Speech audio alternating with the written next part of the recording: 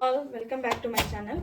ಇವತ್ತು ನಾವು very healthy easy ಸ್ವಲ್ಪ ಡಿಫ್ರೆಂಟ್ ಆಗಿ ಕರ್ಬೇವಿನ ಸೊಪ್ಪಿನ ರವೆ ಪೊಂಗಲ್ ಮಾಡೋಣ. ನಾರ್ಮಲ್ ಪೊಂಗಲ್ ಯಾವಾಗಲೂ ಮಾಡ್ಕೊತಾ ಇರ್ತೀರಾ, ಈ ಥರ ಸ್ವಲ್ಪ ಡಿಫ್ರೆಂಟಾಗಿ ಮಾಡ್ಕೊಳ್ಳಿ. ನಾನು ಇದಕ್ಕೆ 1 ಕಪ್ ಹೆಸರು ಬೇಳೆ ಹಾಕೊಂಡಿದ್ದೀನಿ. ಒಂದು ಕುಕ್ಕರ್ಗೆ 1 ಕಪ್ ಹೆಸರು ಬೇಳೆ ಹಾಕಿ ಫ್ರೈ ಮಾಡ್ಕೊಳ್ಳಿ, ಹುರ್ಕೊಳ್ಳಿ ಅದನ್ನು.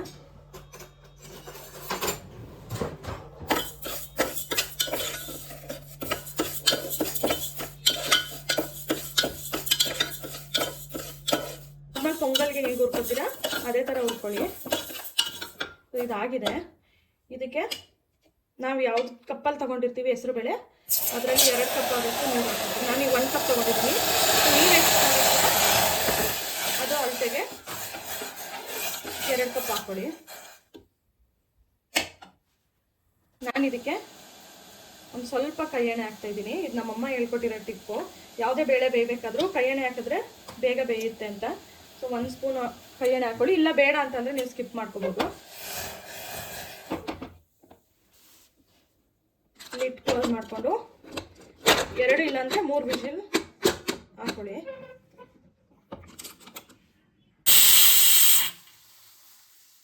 ಒಂದು ಪಾನ್ಗೆ 1 ಸ್ಪೂನ್ ತುಪ್ಪ ಹಾಕೊಳ್ಳಿ.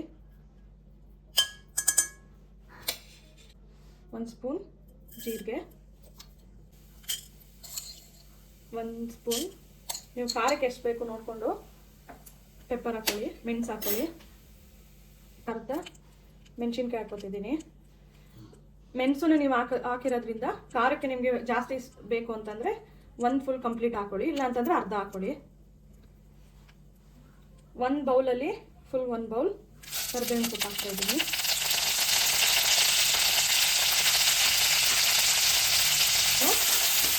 ಸ್ವಲ್ಪ ತುಪ್ಪ ಹಾಕೊಂಡು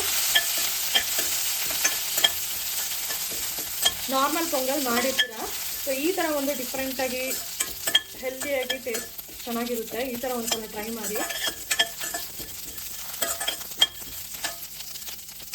ಆಗಿದೆ. ಇವಾಗ ಫ್ರೈ ಮಾಡಿರೋ ಇಷ್ಟು ಒಂದು ಮಿಕ್ಸರ್ಗೆ ಹಾಕ್ಕೊಂಡು ತರ್ತರಿಯಾಗಿ ರುಬ್ಕೊಳ್ಳಿ.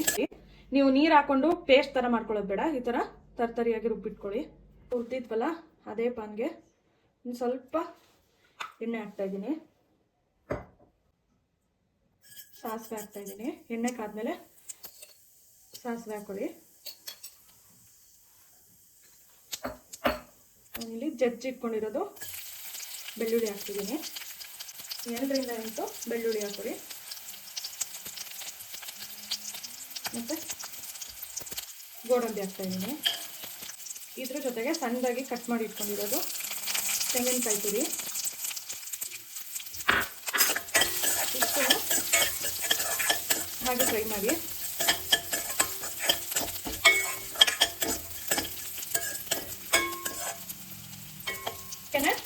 ನಾನು ಹೆಸರು ಬೇಳೆ ತೊಗೊಂಡಿದ್ನಲ್ಲ ಅದೇ ಬೌಲಲ್ಲಿ ಅರ್ಧ ಬೌಲು ರವೆ ತೊಗೊಂಡಿದ್ದೀನಿ. ನಾನು ಬನ್ಸಿ ರವೆ ತೊಗೊಂಡಿದ್ದೀನಿ. ನೀವು ಬೇಕು ಅಂತಂದರೆ ಮೀಡಿಯಮ್ ರವೆಲ್ಲೂ ಮಾಡ್ಕೋಬೋದು, ಇಲ್ಲ ಅಂತಂದರೆ ಕೆನೋವಾ ಅದರಲ್ಲೂ ಕೂಡ ಮಾಡ್ಕೋಬೋದು, ಇಲ್ಲ ಗೋಧಿ ನುಚ್ಚಲ್ಲೂ ಮಾಡ್ಕೊಬೋದು.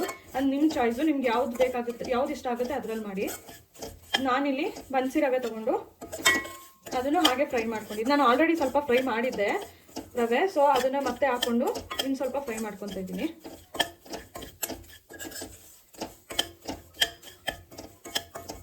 ಮನೆಯಲ್ಲಿ ಡಯಾಬಿಟಿಕ್ ಪೇಷಂಟ್ ಇದ್ದಾರೆ, ಡಯಟ್ ಮಾಡೋರು, ರೈಸ್ ತಿಂದ ಇರೋರು, ಈ ಥರ ಸಬ್ಸ್ಟಿಟ್ಯೂಟ್ ಆಗಿ ರೈಸ್ ಬದಲು ಈ ಥರ ರವೆ ಹಾಕೊಂಡು ಮಾಡ್ಕೊಬೋದು. ಟೇಸ್ಟ್ ತುಂಬ ಚೆನ್ನಾಗಿರುತ್ತೆ. ಒಂದ್ಸಲ ಟ್ರೈ ಮಾಡಿ. ನೀವು ವಿಸ್ಕಲ್ಲೂ ಮಾಡ್ಬೋದು, ಸ್ಮ್ಯಾಶರಲ್ಲೂ ಈ ಥರ ಸ್ಮ್ಯಾಶ್ ಮಾಡ್ಕೊಳ್ಳಿ. ಇದು ಹುರಿದಿದ್ದಾಗಿದೆ. ಬೇಯಿಸಿಟ್ಕೊಂಡಿರೋದು ಹೆಸರು ಬೇಳೆನ ಹಾಕಿ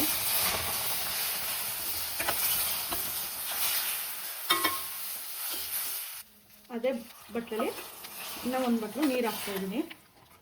ಗಂಟಿಲ್ದಿರೋ ಥರ ತಿರುಗಿಸ್ಕೊಳ್ಳಿ. ಫಸ್ಟೇ ಹೆಸರು ಬೇಳೆಗೆ ನೀವು ನೀರು ಹಾಕೊಂಡು ಬೇಕಿದ್ರೆ ಬಾಯ್ಲ್ ಮಾಡಿಕೊಂಡು ಕುದಿಸ್ಕೊಂಡು ಆಮೇಲೆ ಹಾಕೋಬೋದು.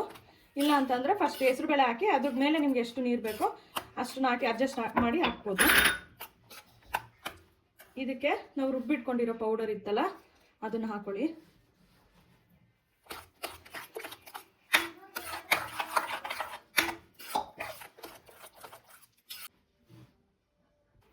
ನೀರು ಬೇಕು ಅಂತಂದರೆ ನೀವು ಇನ್ನೊಂದು ಸ್ವಲ್ಪ ಹಾಕೋಬೋದು. ಯಾವಾಗಲೂ ಕರ್ಬೇವಿನ ಸೊಪ್ಪನ್ನ ನಾವು ಸೈಡಲ್ಲಿ ತೆಗೆದಿಟ್ಬಿಡ್ತೀವಿ. ಸೊ ಅದರಲ್ಲೇ ಮೇಯ್ನ್ ಡಿಶ್ ಆಗಿ ಮಾಡಿಕೊಂಡ್ರೆ ನಿಮಗೆ ಅದರಲ್ಲಿ ಎಷ್ಟೊಂದು ಮೆಡಿಸಿನಲ್ ಪ್ರಾಪರ್ಟೀಸ್ ಇರುತ್ತೆ, ಎಷ್ಟೊಂದು ಯೂಸ್ ಇರುತ್ತೆ, ಕಣ್ಣಿಗೆ ಒಳ್ಳೆಯದು, ಹೇರ್ಗೆ ಒಳ್ಳೆಯದು. ಸೊ ಈ ಥರ ಒಂದ್ಸಲ ಪೊಂಗಲ್ನ ಟ್ರೈ ಮಾಡಿ. ಆ್ಯಂಡ್ ರವೆಲಿ ಯಾವಾಗಲೂ ಉಪ್ಪಿಟ್ಟು ಮಾಡೋ ಬದಲು ಈ ಥರ ಪೊಂಗಲ್ ಮಾಡ್ಕೊಂಡ್ರೂ ಚೆನ್ನಾಗಿರುತ್ತೆ. ಸ್ವಲ್ಪ ಅರಿಶಿನ ಪುಡಿ ಹಾಕ್ತಾಯಿದ್ದೀನಿ. ರುಚಿಗೆ ಉಪ್ಪು ಹಾಕೊಳ್ಳಿ. ನೀವು ಹೆಸರುಬೇಳೆ ಬೇಯಿಸ್ತೀರಲ್ಲ, ಅದ್ರ ಜೊತೆಗೇನೆ ಬೇಕಿದ್ರೆ ಉಪ್ಪು ಹಾಕೊಂಡು ನೀವು ಬೇಯಿಸ್ಕೋಬೋದು. ಎಲ್ಲನೂ ಮಿಕ್ಸ್ ಮಾಡಿ ಒಂದು 5 ರಿಂದ 10 ನಿಮಿಷ ಅದು ಎಲ್ಲ ಹೊಂದ್ಕೊಂಡು ಬೇಯೋ ತನಕ ಬಿಟ್ಬಿಡಿ.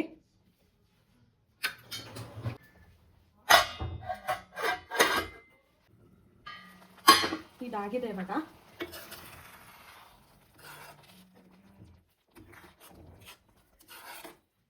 ಚಿಕ್ಕವರಿಂದ ದೊಡ್ಡವ್ರವರೆಗೂ ಈ ಪೊಂಗಲ್ ರೆಸಿಪಿ ಇಷ್ಟ ಆಗುತ್ತೆ.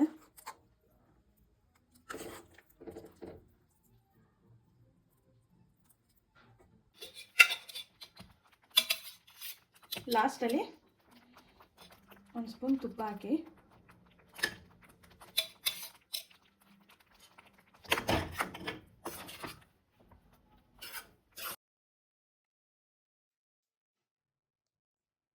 ಈ ಪೊಂಗಲ್ನ ನೀವು ಮನೇಲಿ ಟ್ರೈ ಮಾಡಿ ಟೇಸ್ಟ್ ಹೇಗಿತ್ತು ಅಂತ ಕಮೆಂಟ್ ಮಾಡಿ. ಆ್ಯಂಡ್ ನೆಕ್ಸ್ಟ್ ರೆಸಿಪಿ ಯಾವುದಾದ್ರೂ ಬೇಕು ಅಂತಂದರೆ ನನಗೆ ಕಮೆಂಟಲ್ಲಿ ತಿಳಿಸಿ.